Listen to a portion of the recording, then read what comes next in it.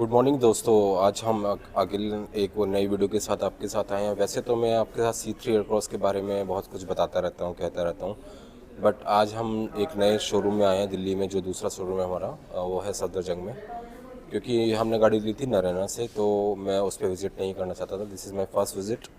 और एक मुझे ये भी क्यूरोसिटी थी कि जो नया इसका वेरिएंट आया 2025 का, उसमें क्या क्या फीचर्स नए आए हैं। जो एक तो आप देख, जिनको जो पता है उनके लिए तो कोई बड़ी बात नहीं होगी, बट जो लोग नए हैं जिनको पता नहीं है कि क्या फ़ीचर अपडेट हुए हैं C3 क्रॉस में, और बसाल्ट और जो C3 क्रॉस में उसका क्या प्राइस चल रहा है विद डिस्काउंट।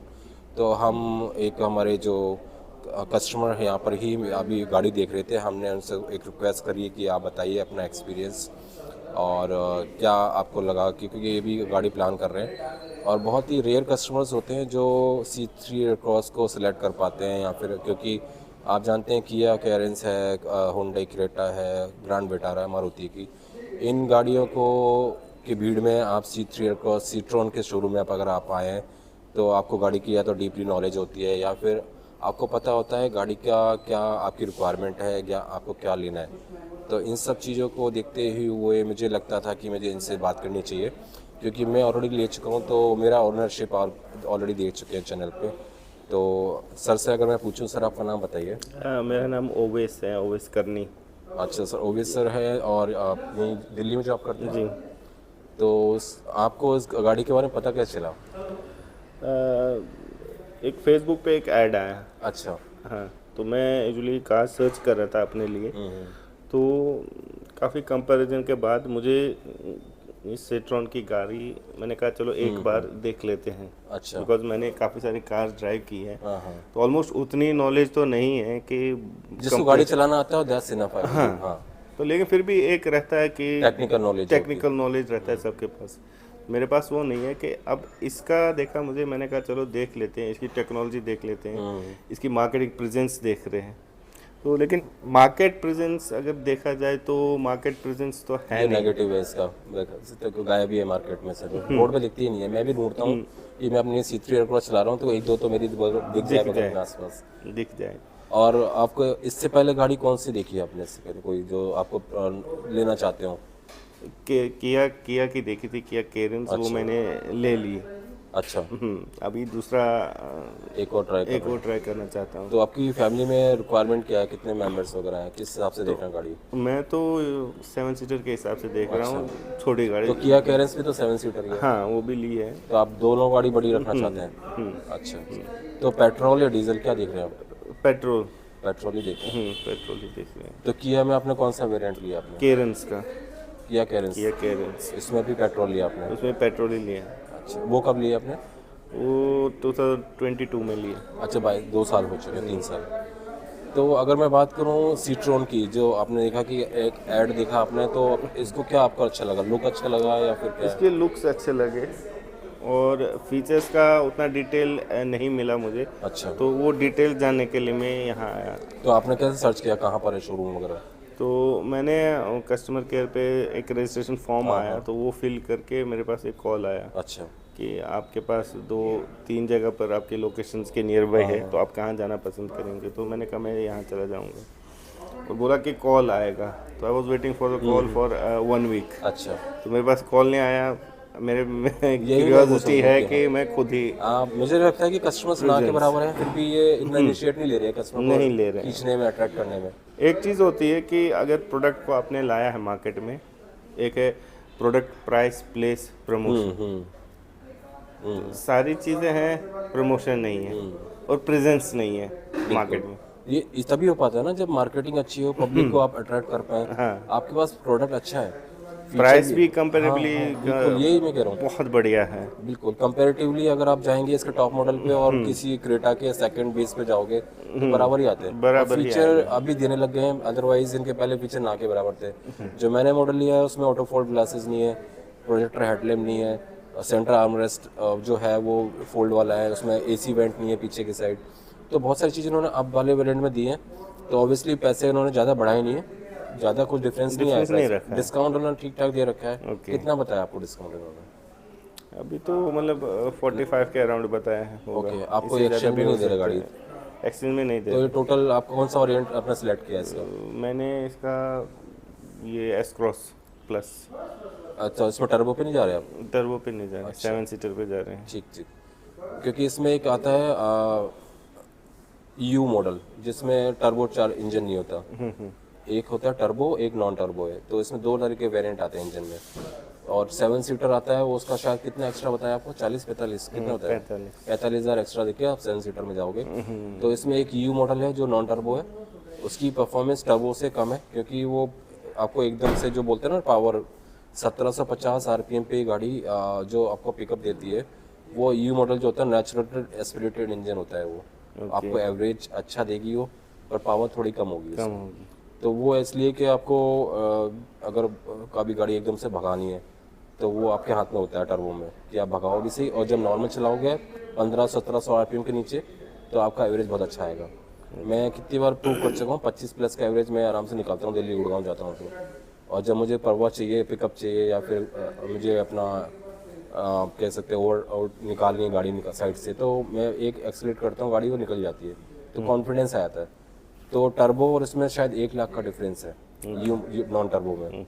तो अगर आपको जो आपने मॉडल देखा इसका 7 सीटर का, वो फाइनल कॉस्ट क्या बता रहे हैं दिल्ली का? दिल्ली में 1445। ओके। वैसे अगर आपने टर्बो का पूछा, टर्बो का कितना बताया इन्होंने? ना वो नहीं पूछा। अच्छा, तो आपका बजट 15 के नीचे नीचे का है। और अब बात करें इसका, आपने बसाल्ट देखी? बसाल्ट नहीं देखी मैंने, सीधा वही 7 सीटर आपको का 7 ऑप्शन सीटर का बताया ऑप्शन तो है। वही दिखाया। तो कलर वगैरह चूज कर लिया आपने, कौन सा है? Colour blue. डार्क कलर लेना है आपको? डार्क ब्लू आता है, इनके पास मॉडल्स तो अच्छे हैं। और ये क्या वेटिंग बता रहे हैं आपको? Minimum 15 days. 15 दिन बता रहे हैं डिलीवरी के लिए। और लोन वगैरह का बता दिया इन्होंने? अच्छा, तो ये लोन खुद कराएंगे या आप करा के दोगे? मैंने ऑप्शन दिया, आप खुद से कराओ या हमसे कराओ, कोई दिक्कत नहीं है। अच्छा, तो उन्होंने एक्सप्लेन कर दिया इंटरेस्ट रेट वगैरह क्या आएगा इसका? आप रहते कहाँ दिल्ली में? साउथ दिल्ली में रहता साउथ दिल्ली के, तो आपके लिए नियरेस्ट था ये। हूँ। ठीक है, मैं आपको सजेस्ट करूँगा एक बार आप नैराना में विजिट करिए, इनका 2 सेकंड शोरूम है, और नेगोशिएट करिए दोनों के कंपैरिजन जो ऑफर दे रहे हैं प्राइस में।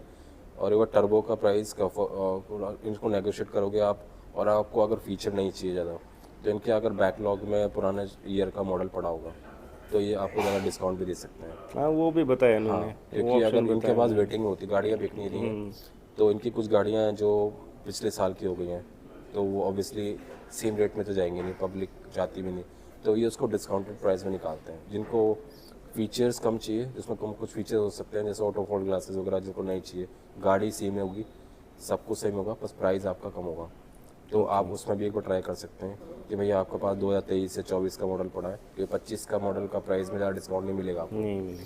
बट अगर आपको पैसे बचाने हैं, गाड़ी यही अच्छी लेनी है, टर्बो में आप जा सकते हैं, सेम प्राइस में आपको टर्बो मिल जाएगा, अगर आपको डिस्काउंट या उनके पास गाड़ी अवेलेबल होगी तो ये आपके लिए मेरे सजेशन है कि मैं एक बार, क्योंकि मैं काफ़ी जल्दी में ली थी गाड़ी मैंने, और मैंने सोचा था कि अगर मैं इस पे भी विज़िट करता इस वाले शोरूम पे, तो मैं हो सकता था और बार्गेनिंग कर सकता था, क्योंकि इनके पास भी स्टॉक था 2023 का, जब मैंने 24 में गाड़ी ली थी सितंबर में।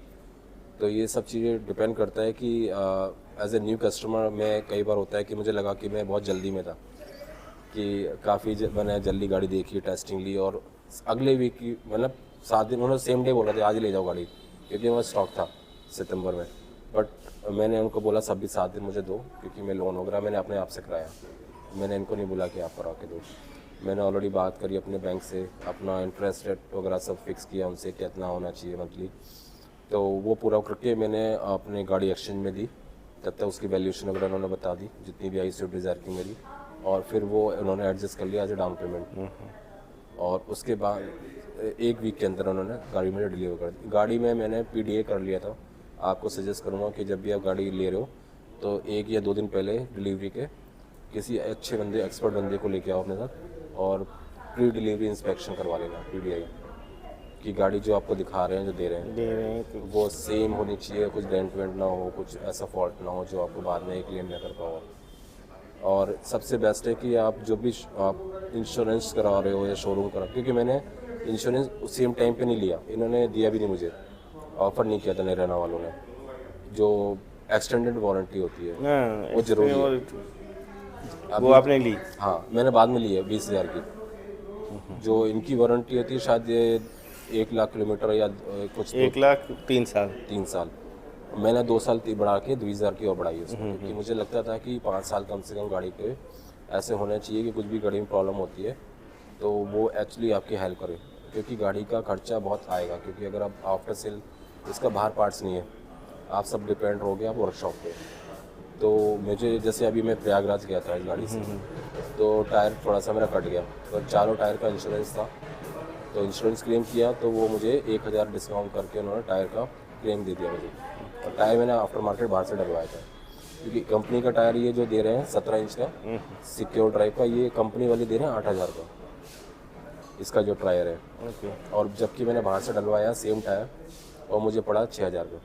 ओके। तो कंपनी में आपको 2,000 का पर इंश्योरेंस में मिल रहा है तो आपको कोई दिक्कत नहीं है, पर अगर आप पेमेंट करनी पड़ेगी तो आप जानते हो कितना एक्सपेंसिव हो रहा है मामला। अब इनके जो वाइप पैक है, जो साइड में क्लैडिंग होती है ब्लैक कलर की, और ऊपर जो ये सिल्वर कलर की जो रूफ रेल आती है, तो यही खर्चा शायद उनका 15-20 हज़ार का है, लुक के लिए है बस वो। लुक के लिए। बट जिसको पसंद है वो 20,000 रुपये लगा, और किसी को ये ऑफर में दे देते हैं wipe pack plus convenience pack और साथ में एक्सटेंडेड वारंटी वगैरह। तो ये सब डील में आपको नेगोशिएट करने के ऊपर है।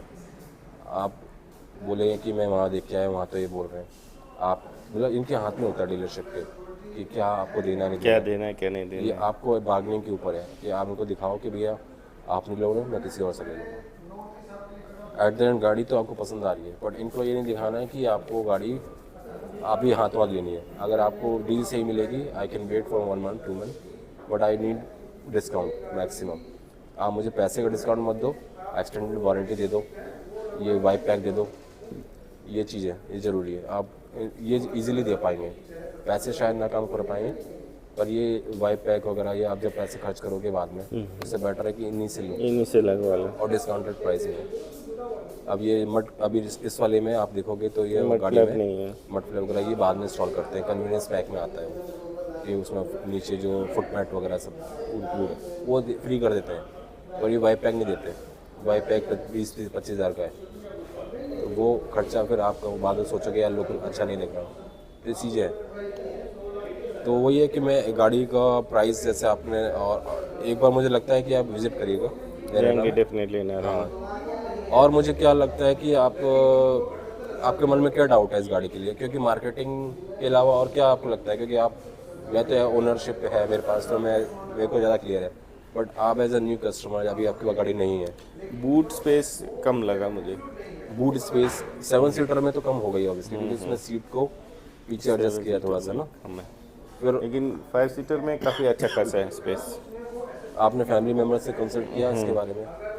नहीं, अभी तो जाऊंगा मैं घर, कंसल्ट एक करूंगा, बार बता विजिट दूंगा। करिए, हो सकता है कि वाइफ वगैरह के साथ आइए, क्योंकि जब मैंने लिया था तो मैंने टेस्ट ड्राइव लेते हुए घर तक गया था मैं गाड़ी, और वाइफ को बैठा के मैंने एक राउंड लगाया था और पूछा था कि गाड़ी कैसी है, क्योंकि मेरा ओपिनियन अलग है, बट क्योंकि मैं ड्राइवर तो उसमें कोई कमी है ही नहीं गाड़ी में, बट जो को पैसेंजर सीट पे बैठेगा या पीछे बैठेगा हाउ दे फील, क्योंकि गाड़ी में जो विंडो है पीछे की काफ़ी बड़ी है, लंबी है, तो पीछे वाले को काफ़ी अच्छा लगता है बैठने में, और बच्चों के लिए स्पेशली कंफर्ट है गाड़ी में काफ़ी। अभी तो काफ़ी सेफ इसमें आ गए हैं, मेरे वाली में तो 2 एयर बैग्स ही हैं, अभी तो 6 एयर बैग्स अगर आ गए। 6 आए हैं। वही चीज़ है कि वर्कशॉप आपने पता कर लिया कहाँ पर है? नहीं, अभी तो नहीं किया पता। हाँ, तो आपने फिर अपने दोस्तों वगैरह से कंसल्ट करेंगे एक बार कि सीट्रॉन, क्योंकि ओनरशिप जिसके पास होती है वो ज़्यादा आपको राय दे पाएगा अच्छी तरीके से, जिसने ऑलरेडी यूज़ करी है। मैंने देखा है कि ऑनलाइन जो ओनरशिप डालते हैं, जैसे लाइक मैं तो काफ़ी रेगुलर डालता हूँ, और जिन्होंने गाड़ी ली है वो 1-2 बार डालते हैं, पर उसके कभी नेगेटिव फीडबैक नहीं है गाड़ी के। जो भी फीडबैक आ रहा है ना इस गाड़ी का नेगेटिव आ रहा है, वो आ रहा है इसकी मार्केटिंग के ऊपर, इसकी बोल सकते हैं कि जो बोला आपने शोरूम नहीं है, रीच नहीं हो रही है, रीच नहीं, आपको ढूंढना पड़ रहा है कि कहाँ से पब्लिक आउटरीच नहीं है ना। और सबसे बड़ी बात कि पब्लिक के मन में डाउट है कि कल कंपनी भाग गई तो क्या होगा, सबसे बड़ा डाउट यही है, ये क्योंकि उनको लगता है नहीं कि उनको ये पता है कि मार्केट मेक इन इंडिया गाड़ी है। इतना बड़ा प्लांट अगर तमिलनाडु में लगाया इन्होंने तो लोगों को पता ही नहीं है, ये बताते भी नहीं है ढंग से। ये तमिलनाडु में इतना बड़ा प्लांट अगर इंडिया में लगाया इन्होंने तो कंपनी जाने से तो रही, बट मेन चीज़ इनकी मार्केटिंग नहीं हो रही है, वो एक नेगेटिव है। वर्कशॉप नहीं है, वो भी एक नेगेटिव मान सकता हूँ मैं, कि अगर आपको कोई गाड़ी में प्रॉब्लम आ गई तो इनका एक फैसिलिटी ज़रूर है कि आपको घर पे सर्विस करके देंगे फ्री ऑफ कॉस्ट। आपकी एक सर्विस की वैन आएगी घर पे, आप जहाँ बुलाओगे वहाँ पर आपको सर्विस करके देंगे, चाहे आप कितनी दूर हो, फ्री ऑफ कॉस्ट। वो उनका एक फैसिलिटी है, वो उनके लिए कि जो आसपास नहीं रहते, सर्विस सेंटर नहीं है जिनका, तो वो आप फ़ोन करोगे, पर वो 15 दिन में भी हो सकता है, 20 दिन में भी हो सकता है। हाँ, जब नंबर मिल जाएगा। हाँ, वो चीज़ है। बाकी ये है कि इसमें मैनुअल बेटर रहेगा आपके लिए, अगर आपको एवरेज चाहिए प्लस पावर चाहिए, क्योंकि ऑटोमेटिक में मैंने जितना भी फीडबैक लिया है लोगों से, ऑटोमेटिक सिटी ड्राइव के लिए अच्छी तो है, बट उसमें क्या होता है कि आपके हाथ में कंट्रोल्स नहीं रहते एवरेज बढ़ाने घटाने के। आप अगर लो आरपीएम पे गाड़ी चला रहे हो तो वो शिफ्ट अपने हिसाब से करेगी गियर, बट अगर आप चाहोगे कि मुझे एवरेज मिले और एक्सीलरेट कर दूं गाड़ी तो वो अपने हिसाब से उसको एवरेज कर देंगे, तो वो डिफरेंस आ जाता है। तो अच्छा लगा आपसे मिलके सर, हमें भी काफ़ी कुछ जानने को मिला। हाँ, तो मैं आपका चैनल का नाम दे दूंगा, एक बार आप देखना विजिट कर, और कोई भी डाउट हो तो आप मेरे पुराने चैनल्स में जितने भी वीडियोस डाले हुए हैं मैंने इस गाड़ी के बारे में, क्योंकि मैंने जब से डिलीवरी ली है गाड़ी के बारे में तो लोगों में क्यूरोसिटी भी है। मतलब ऐसा नहीं है कि मैंने जब से वीडियो डालना स्टार्ट किया गाड़ी के बारे में तो अच्छे खासे व्यूज़ आते हैं, अच्छे खासे क्वेश्चंस होते हैं लोगों के, क्योंकि गाड़ी के बारे में गाड़ी लोगों को दिखने में अच्छी लगती है और लोग जानना भी चाहते हैं गाड़ी के बारे में। बट मेन क्वेश्चन वही आता है, मैं भी इसमें कुछ हेल्प नहीं कर पा रहा।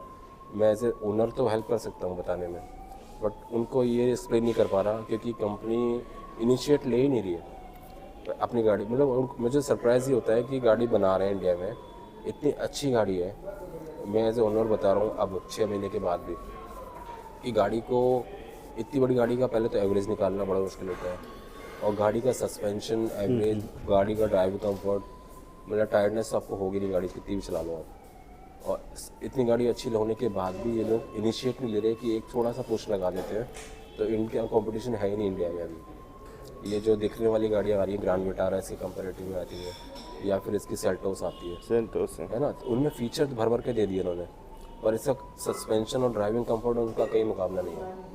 तो ये चीज़ें इनको लगता है कि मुझे भी कहीं ना कहीं पता चल रहा है कि ये गाड़ी को बेचने से ज़्यादा गाड़ी को एक्सपोर्ट करने में सोच रहे हैं। जो साउथ में इनका थोड़ा बहुत है इनका कैच, बट ओवर इंडिया का इनका कोई इनिशिएट है ही नहीं। मैंने कितनी बार इनका फीडबैक भेजांगे कि भाई आपकी डीलरशिप बहुत कम है, आप उन पर ध्यान दे दो, या फिर आपको लगता है कि गाड़ी बहुत अच्छी है, फीचर्स आपने दे ही दिए सारे, प्राइस आपका बहुत अच्छा है, वर्कशॉप थोड़ी सी आप बढ़ाओ, या फिर आफ्टर सेल सर्विस के पार्ट्स बढ़ा दो, मार्केट में सर्कुलेट कर दो। आप इंडिया में तो गाड़ी बना ही रहे हो, पार्ट्स अगर आप तो नॉर्मल हम उससे भी सही करवा लेंगे गाड़ी मैकेनिक से, आप पार्ट्स ही नहीं है बाहर, तो आप क्या सोचोगे। इसका ये एलॉय 18,000 का है, 17 इंच का आफ्टर मार्केट। गाड़ी की बिल्ड क्वालिटी बहुत अच्छी है, हैवी है, बट मेन चीज़ आती है कि प्रेजेंस नहीं है तो डाउट होता है जो पहली बार ले रहा गाड़ी। अब उस डाउट में कई बार बंदा सोचता है कि यार मैं इतने टेंशन नहीं लेता, मैं तो ग्रैंड विटारा ले लूँगा, सेकंड बेस ले लूँगा, या सेल्टोस ले लूँगा, सेल्टोस ले लेंगे, है ना। उसमें उसको चलो लुक नहीं चाहिए, उसको फीचर सारे मिल रहे हैं, थोड़ा कम फीचर है सेकंड बेस में, इसका 15-16 लाख का ऑटोमेटिक आता है, उसमें वो सेकंड बेस ले लेंगे। सेल्टोस उनका टेंशन फ्री हो जाएंगे कि सर्विस की टेंशन नहीं है, और बेचेंगे गाड़ी 3-4-5 साल में तो रीसेल वैल्यू मिल जाएगी। तो ये चीज़ है। बाकी इसमें इन्होंने कोशिश तो करी है, जैसे 40 लाख के प्लस अगर किसी को लेनी है तो C4 है इनकी, C4 है ना। ये बेसाल्ट इन्होंने निकाली जो हैचबैक है, पर ये इसका कॉम्पिटिटिव ऑलरेडी उसी टाइम पे आ गया था टाटा करो, उसमें इतने फीचर हैं तो आप मिल नहीं सकते, और तो इसका कंपटीशन है ही नहीं। बट ड्राइविंग के लिए अगर आप गाड़ी बेच रहे हो तो मुझे लगता नहीं है। और जो इनकी C3 है वो ठीक ठाक है गाड़ी, बट छोटी गाड़ियों में कंपटीशन बहुत है। गाड़ी तो तीनों में एक ही इंजन है, बसाल्ट में भी इंजन सेम है, इसमें भी और उसमें भी, बट वही है कि ये टर्बो बेस तो उसी प्राइस में रहे हैं जो कॉम्पिटिटिव है। कॉम्पिटिटिव टर्बो आप किसी और वेरिएंट में जाओगे तो आपको शायद 2-3 लाख ऊपर मिलेगा और फीचर्स इससे ज़्यादा मिलेंगे। बट जो गाड़ी के जो फीचर मेन जो होता है, अगर आप गाड़ी चलाना चाहते हो तो गाड़ी आप जो चलाओगे और आप देखोगे खड्डे आ रहे हैं, ख़राब रोड है, हाँ, तो वहाँ उसमें से उसमें गाड़ी परफॉर्मेंस उसमें परफॉर्मेंस है, उसमें आगे आ जाएगी। बट ये रेगुलर तो होता नहीं है, वंस अपॉन अ टाइम होता है। बाकी चीज़ें रोज़ होती हैं कि लोगों को और फीचर भी चाहिए जो अच्छे हैं, तो उस चक्कर में गाड़ी शो ऑफ में ज़्यादा बिकती नहीं है कि उसमें कुछ दिखाने के लायक है नहीं, जो है वो एक्सपीरियंस करने लायक है। तो ये चीज़ें मैं इसीलिए एक बार मैंने कहा आपसे एक्सपीरियंस लेके थोड़ा बनाऊँ वीडियो, उसके बाद मैं थोड़ा सा लोगों को दिखाता हूँ कि गाड़ी में अपडेटेड फीचर्स क्या क्या है और उसके बाद फीचर्स के बाद में प्राइस क्या है। तो उसके बाद लोग वो डिसाइड करेंगे कि वह, मैं सबसे पहले बोलता हूँ मुझसे आप गाड़ी के बारे में पूछो, आपके एक बार टेस्ट ड्राइव लेके आओ। जिसने टेस्ट ड्राइव ले ली और जिसको गाड़ी के बारे में पता है, उसको बताने की ज़रूरत नहीं पड़ेगी गाड़ी में क्या दिक्कत नहीं है, क्या है, क्या अच्छी चीज़ है। क्योंकि बताने से क्या होता है, लोग बाग ट्रस्ट नहीं करते। बट आप किसी को बोलोगे कि मैं सीट्रॉन ले रहा हूँ और तुझे जानना है कि मैं क्यों ले रहा हूँ, एक बार टेस्ट ड्राइव लिया फ्री में, चाहे एक बार टेस्ट ड्राइव बंदा लेगा और वो कोई सी भी गाड़ी चला रहा होगा तो उसको आइडिया हो जाएगा। और टर्बो एक बार ज़रूर लेना, टर्बो का टेस्ट ड्राइव, आपको शायद लॉन्ग टर्म में पता चल जाएगा कि नेचुरल एस्पिरेटेड और टर्बो में डिफरेंस क्या है। उसके लिए आपको एक बार दोनों के टेस्ट ड्राइव लेना। टेस्ट ड्राइव देना पड़ेगा। थोड़ा सा बजट आप चाहे ऊपर नीचे कर लो, पर एक बार टर्बो की टेस्ट ड्राइव और नेचुरल एस्पिरेटेड जो इंजन ले रहे हो ना, इन दोनों में टेस्ट ड्राइव करना, तो आपको थोड़ा सा डिफरेंस आएगा कि कई बार आप हाईवे पे होते हो या हिल पे होते हो तो वहाँ पावर चाहिए होती है। हाँ, वो पावर होना वो चाहिए। आपको डिफरेंस अगर आपको लगता है कि मैनेज कर पा रहे हो तो आप जा सकते हो नॉन टर्बो पे। बाकी टर्बो इसलिए क्योंकि फिर उसके बाद आपको कुछ अपग्रेड नहीं करना गाड़ी में, वो ऐसी चीज़ है जो आप बाद में अपग्रेड नहीं कर सकते। क्योंकि टर्बो मैंने जितना एक्सपीरियंस किया है, जब मैं चाहूँ माइलेज निकाल पा रहा हूँ, उसमें कोई स्विच नहीं है स्पोर्ट्स मोड वगैरह का। बट ये है कि जब भी आपको चाहो आप एक्सलेट कर दोगे तो आप भागती है रॉकेट की तरह गाड़ी, तब उसका एवरेज आ जाता है 16-17। और जब आपको नॉर्मल गाड़ी चलाओगे 15-16-1700 आरपीएम पे, तो इसका एवरेज आ जाएगा आपका 20-22-25। तो ये डिफरेंस है। तो आप दोनों के टेस्ट ड्राइव लेना जब भी लेने से पहले एक बार, और फिर आप बैठ के आप सोचना कि कौन सा बेटर है आपके लिए। Okay sir, thank you very much. दोस्तों, तो अभी हमने एक जो यहाँ के कस्टमर थे उनसे बात करी और आपको थोड़ा सा आइडिया लग गया होगा कि जो एक्चुअली में कस्टमर के मन में जो डाउट होता है कि क्या उनको ऐसा दिक्कत है कि, या उनके मन में ऐसे क्या क्वेश्चंस हैं, क्योंकि C3 एयरक्रॉस या फिर सीट्रॉन की तरफ नहीं जा पा रहे हैं लोग बाग। तो मेरा एक्सपीरियंस तो आप लोगों को मैं ऑलरेडी शेयर कर चुका हूँ, बट मैं ये जानने के लिए यहाँ पर शोरूम में आया जो कि सफदरजंग में है, कि ऐसी क्या चीज़ है जो सीट्रॉन को सोचनी चाहिए या सीट्रॉन के बारे में लोगों को पता नहीं है, जो उनको पता होनी चाहिए। क्योंकि एट द एंड जो सबसे बड़ा चीज़ होता है कि आप रीच कितना कर रहे हैं, कस्टमर्स के पास कितना पहुंच पा रहे हैं। इस गाड़ी के बारे में लोगों को पता ही नहीं है नाम। इवन मैं कितनी बार मैंने कुछ चीज़ें लेनी होती है, लाइक एक गाड़ी के बारे में मैं बोलूँ कि कुछ मैं ऑनलाइन सर्च भी कर रहा हूँ, सीट्रॉन का कुछ प्रोडक्ट्स है ही नहीं अवेलेबल। चाहे मैं बॉडी कवर लेना चाहूँ इसका रेन का, या फिर कोई भी चीज़, अगर मैं किसी शॉप पे जा रहा हूँ जो कि ऑटोमोबाइल्स के पार्ट्स बेचती है या फिर देते हैं, अगर मैं उनको बोलता हूँ कि मुझे सीट्रॉन के बारे में कुछ प्रोडक्ट्स लेना है या फिर कुछ कहना है, तो वो चीज़ें वो उनको पता नहीं कि किस गाड़ी के बारे में बात कर रहा हूँ मैं। तो बहुत बड़ा एक छोटा सा नहीं है, बहुत बड़ा इशू है कि गाड़ी के प्रोडक्ट में कोई दिक्कत नहीं है। मैं कितनी बार बोल चुका हूँ कि मैं एज ए ओनर मैं अप्रिशिएट करते हुए थकता नहीं हूँ कि ऐसी चीज़ है मेरे पास कि जो लोगों को पता होनी चाहिए। प्रेजेंस के मामले में, लुक के मामले में, फ़ीचर के मामले में, प्राइस के मामले में, ड्राइविंग कंफर्ट, सस्पेंशन, इसमें कोई कंपैरिजन नहीं है। जो मेन चीज़ आती है वो ये है कि आप रोड प्रेजेंस क्यों नहीं है गाड़ी की। आप बोल सकते हैं कि वर्कशॉप नहीं है, बहुत प्लेसेस अवेलेबिलिटी है। दिल्ली NCR में केवल एक वर्कशॉप है। आप बोलेंगे कि डीलरशिप नहीं है, ऑब्वियसली दिल्ली में 2 ही हैं, पब्लिक के पास चॉइस कम है। बट मेन चीज़ आती है कि प्रेजेंस तब भी होनी चाहिए, क्योंकि जो गाड़ी बिकती है मार्केट में, लुक, प्राइस, फीचर, इन सब की वजह से तो बिकती है। बट आपके डीलरशिप का कितना इनिशिएटिव है, आपका कितना इनिशिएटिव है as a company, how much you put effort to circulate the awareness कि इस गाड़ी में क्या क्या कमी है, क्या क्या पॉजिटिव थिंग है, और ये कहाँ पर स्टैंड करती है in the market, in the competition. मैं बहुत बार क्वेश्चन कर चुका हूँ ये चीज़ के हायर मैनेजमेंट को कि यार अभी ऑटो एक्सप्रो हुआ था दिल्ली में, भारत मंडपम में, प्रगति मैदान में। उसमें मैं काफ़ी सर्च किया बट इन्होंने पार्टिसिपेट ही नहीं किया। I am not sure why. Citroen India में प्रोडक्ट्स बनाती है, तमिलनाडु में इनका बहुत बड़ा प्लांट है, उसके बाद भी ये पार्टिसिपेट नहीं कर रहे हैं ऑटो एक्सप्रो में। मुझे एक रीज़न समझ में नहीं आता। एटलीस्ट आप प्रेजेंस दे सकते थे, आप प्रेजेंस एक छोटा सा स्टॉल लगा सकते थे वहाँ पर। एज ए कस्टमर बहुत से जो थे वहाँ पर पहुँचे हुए थे गाड़ियाँ देखने, जानने पहचानने के लिए। मुझे भी पता चला कि MG ने भी अपना एक प्रीमियम सेगमेंट सेलेक्ट लॉन्च किया है, जस्ट लाइक मारुति की नेक्सा, जिसमें उनके प्रीमियम सेगमेंट की गाड़ियाँ आएंगी। तो ऐसी चीज़ें पता चलती हैं। इवन मैं गाड़ियों के बारे में जानता हूँ, उसके बाद भी मुझे कुछ चीज़ें पता नहीं थी जो मुझे ऑटो एक्सप्रो में जाके पता चला। बट सीट्रॉन पार्टिसिपेट ही नहीं कर रही है, तो मुझे कुछ समझ में नहीं आता कि ये लोग केवल एक्सपोर्ट में बिलीव कर रहे हैं या फिर जो गाड़ियाँ बिक रही हैं बस नाम के लिए दिखा रखा है कि इंडिया में इनका कुछ होता है कि मैन्युफैक्चरिंग चल रही है, तो बाकी चीज़ों के लिए ये हो सकता है कि केवल एक्सपोर्ट में बिलीव करते हो मैन्युफैक्चरिंग के साथ में। तो चीज़ें बिलीव करने के लिए मुझे लगता है कि बहुत सारे पॉइंट्स हैं मेरे पास।